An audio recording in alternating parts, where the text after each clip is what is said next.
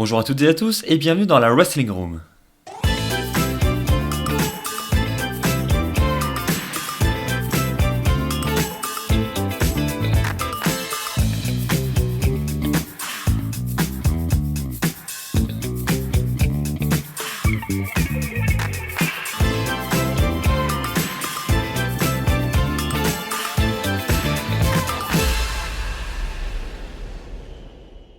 Bienvenue dans cette toute nouvelle émission avec un tout nouveau décor, on va pas se mentir, c'est quand même très beau.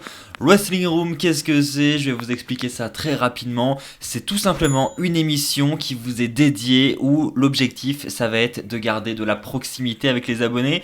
Vous pourrez chaque semaine me poser toutes vos questions. Vous pouvez d'ailleurs dès à présent poser dès maintenant toutes vos questions pour la semaine prochaine. Vous l'aurez compris, je répondrai toutes les semaines à vos questions et ce sera un petit peu notre vidéo à nous, notre moyen d'échange puisque je veux tout de même garder de la proximité avec les abonnés et je me suis dit quoi de mieux que cette petite émission hebdomadaire. Eh bien écoutez, c'est parti, on va d'ailleurs commencer avec une première question qui nous est posée par Crazy qui me demande tout simplement qui selon moi pourra prendre le titre à Bray Wyatt, à The Fiend, maintenant qu'il y a ce nouveau personnage. C'est vrai que ce personnage est très impressionnant, il est vraiment mis en avant et donc on se pose la question un peu comme on se l'a posé pour l'Undertaker, qui va pouvoir battre cette streak? Et là c'est un peu la même chose, qui va pouvoir battre The Fiend et s'emparer de cette ceinture universelle?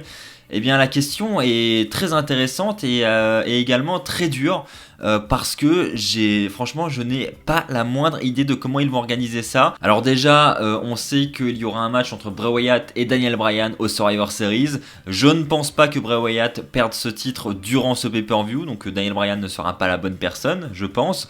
Quoi qu'il en soit, il faudra que ce soit effectivement une personne très impressionnante, peut-être un Brock Lesnar, même si logiquement maintenant il est du côté de Raw, la WWE fait ce qu'elle veut avec ses cartes, donc il peut très bien revenir du côté de SmackDown.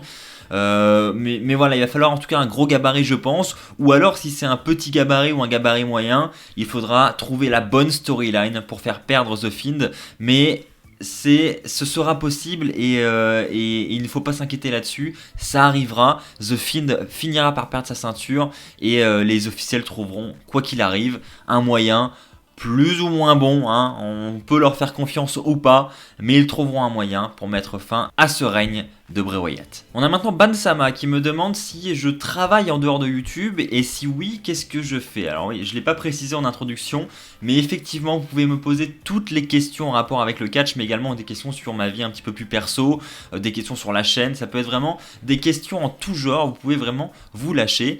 Donc est-ce que je travaille en dehors de YouTube? Oui, je travaille en dehors de YouTube. YouTube n'est pas mon activité principale, je fais ça à côté. Donc à côté de ça, je suis développeur informatique. Donc pour ceux qui ne savent pas ce que c'est en gros je développe des applications aussi bien pour les ordinateurs, des logiciels que des applications pour les mobiles. Voilà, en gros c'est mon métier, je fais du code pour développer des applications mobiles et applications pour PC, ce qui peut expliquer que parfois il y a effectivement un peu moins de vidéos. That is Undisputed qui me demande est-ce que j'aurais envie par hasard de reprendre WWE Supercard? Alors pour ceux qui ne connaissent pas, c'est un jeu sur mobile, un jeu WWE avec des cartes. J'y ai beaucoup joué. Effectivement, et je sais qu'il y a la nouvelle saison qui vient de débarquer, la saison 6 si je me trompe pas.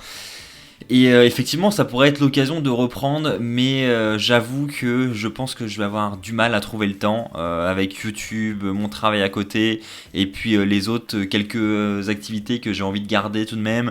Voilà, j'ai pas énormément de temps et c'est vrai que Supercard ça demande beaucoup de rigueur, beaucoup de temps. Durant les événements faut beaucoup jouer, faut limite harceler son téléphone pour avoir de bonnes grosses cartes. Donc voilà, ça demande énormément de temps et malheureusement je pense ne pas le trouver, donc j'ai pas envie de me relancer dans le jeu pour l'instant. Wrestling qui me demande, à part le catch, quel sport regardes-tu?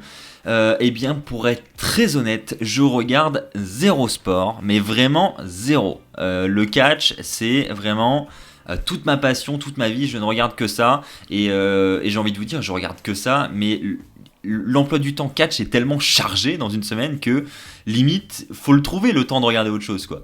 Mais en dehors de ça, bon, je regarde quand même les gros événements de football hein, comme la Coupe du Monde, l'Euro, voilà, ça je m'y intéresse un petit peu quand même.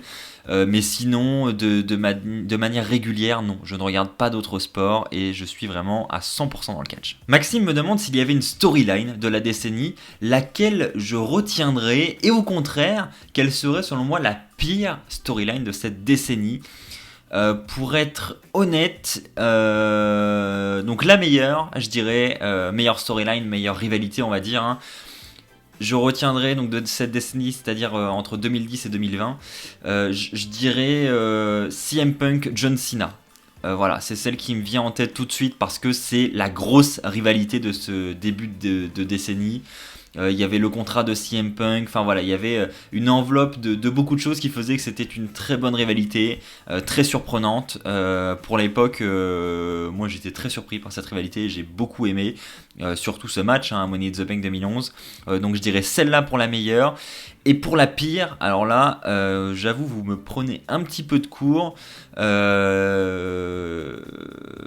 si, j'en ai une, je vais dire complètement au hasard, hein, parce qu'il y en aurait des dizaines hein, à sortir pour les pires storylines, hein. On en a eu vraiment des trucs ridicules.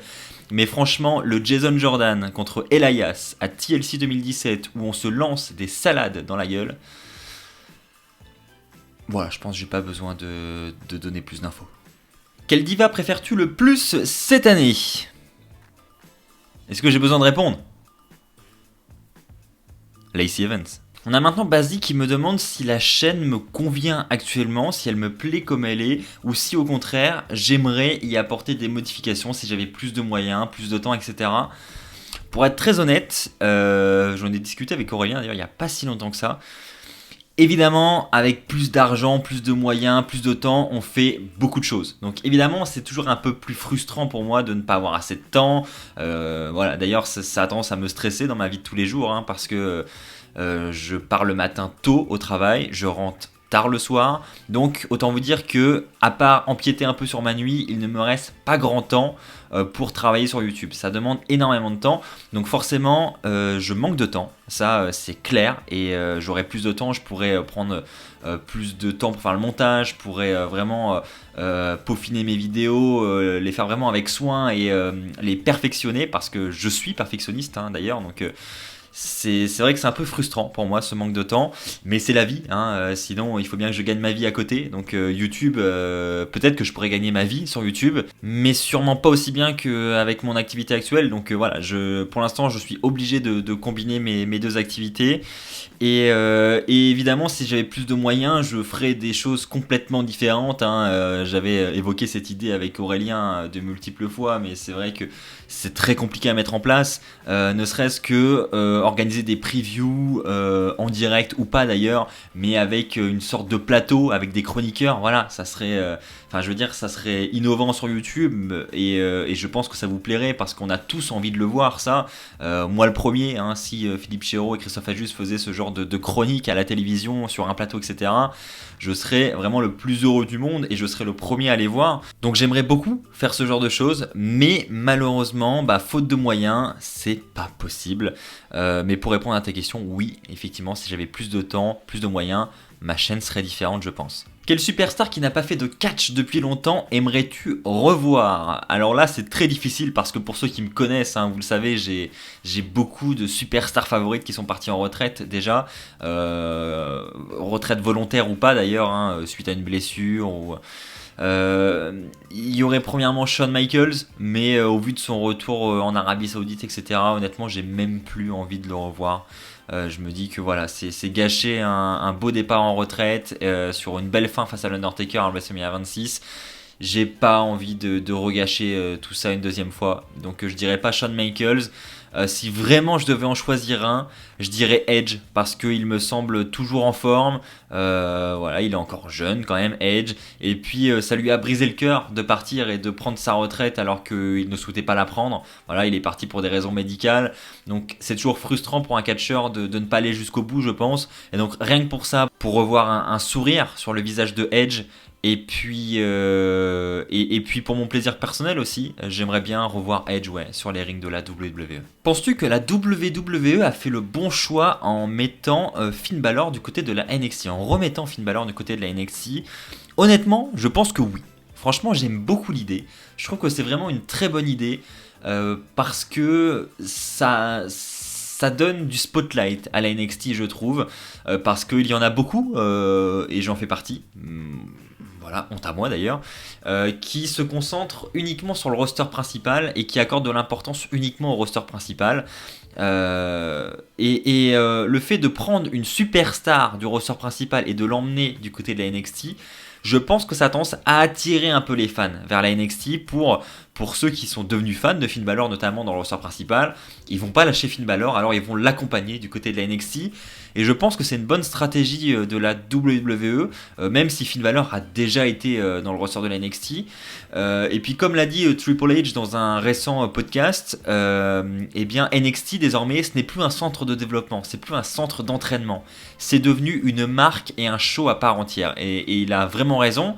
Et ce draft de Finn Balor du côté de la NXT le prouve à 100%, c'est que NXT désormais est le show jaune de la WWE et vraiment un show à part entière. Donc non, je trouve que c'est une très bonne nouvelle. Et j'espère qu'il y en aura d'autres, des drafts comme ça à venir, parce que il y a également eu beaucoup de superstars qui ont foiré, littéralement, leur arrivée dans le roster principal, et repasser par la case NXT peut leur offrir une nouvelle chance de repercer par la suite. Donc non, franchement, je pense qu'on a tout à y gagner, et c'est une très bonne idée. Bon allez, on va passer à The Question. Je vous avoue, cette question-là, je m'y attendais un petit peu, je savais qu'on allait me la poser. Ça va concerner CM Punk. Alors, j'ai pas pu en parler avant parce que, vous le savez, pour ceux qui suivent un peu l'actualité de ma chaîne, j'avais un plâtre. Et donc, pour faire du montage vidéo, c'était très compliqué. Donc, j'ai pas sorti de vidéo dernièrement. Donc, je vais en parler que maintenant. C'est la première fois que j'en parle. CM Punk, effectivement, a effectué son retour du côté de l'émission WWE Backstage, une émission qui est produite par la Fox, donc qui est une émission où on donne des informations, où on analyse un petit peu ce qui se passe du côté de la WWE. Et c'est Renee Young qui a annoncé la surprise durant l'émission et qui nous a présenté le retour de CM Punk. Et on a ensuite CM Punk qui débarque sur le plateau. Autant vous dire que ça a fait énormément de buzz sur la toile. Et j'avoue que, premièrement, moi, je n'ai pas compris ce buzz, parce qu'on parle quand même d'une émission qui est produite par la Fox, on parle de CM Punk qui va avoir un rôle de chroniqueur, on ne parle pas pour l'instant d'un retour de CM Punk à la WWE, donc c'est pour ça que je pense qu'il ne faut pas s'enflammer, c'est déjà un très bon point, je suis entièrement d'accord avec vous, c'est déjà super cool de voir que CM Punk s'approche de la WWE et va tenir une émission qui parlera de la WWE, donc ça prouve déjà qu'il éprouve de l'intérêt pour la fédération, donc c'est un bon point. Maintenant, il n'y a rien de sûr pour un retour à la WWE dans les rings de la WWE, donc je pense qu'il ne faut pas s'affoler.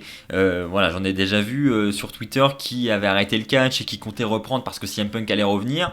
Voilà, faut pas s'affoler, pour l'instant il n'y a rien de fait, pour l'instant il est seulement chroniqueur pour la Fox, il n'y a aucun contrat avec la WWE, donc voilà, honnêtement, je pense qu'il faut pas s'affoler pour l'instant, ça va peut-être venir par la suite, on a les Survivor Series qui vont avoir lieu à Chicago, on a le Rumble bientôt, WrestleMania 36, peut-être que ça va arriver, mais moi en tout cas, je m'affole pas et je me dis pas si CM Punk va revenir, voilà, je reste calme et je me dis pour l'instant il est seulement chroniqueur.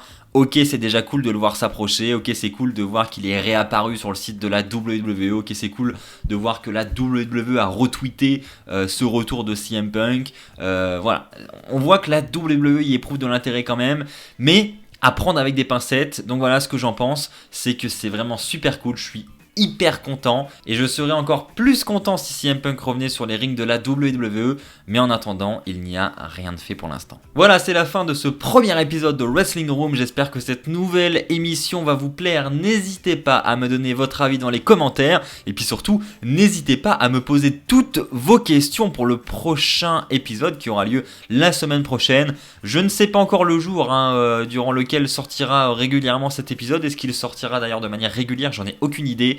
Mais ce sera très certainement toutes les semaines en fin de semaine. Donc allez-y, posez toutes vos questions dans les commentaires.